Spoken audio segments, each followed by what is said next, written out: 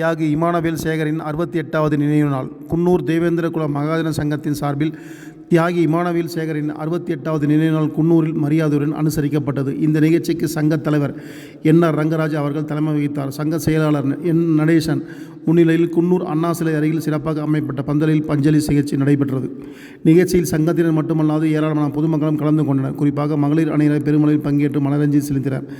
தியாகி இமானுவேல் சேகரின் தியாகம் மற்றும் சமூக நீதி குறித்து அவரது பங்களிப்பு குறித்து பேசப்பட்டு அவரின் நினைவுகள் மீண்டும் அனைவர் மனதிலும் உயிர்த்தெழுந்தன. இமானுவேல் சேகரன் சமூக நீதி, சமத்துவம், மனித உரிமைக்காக போராடிய மகத்தான தலைவர். அவரின் நினைவு நாள் ஒவ்வொரு ஆண்டும் எங்களது புதிய உற்சாகத்தை தருகிறது. சமூகத்தில் ஒற்றுமையும் கல்வி முன்னேற்றமும் ஏற்பட வேண்டும் என்பதே எங்கள் குறிக்கோள் என சங்க நிர்வாகிகள் தெரிவித்தனர்.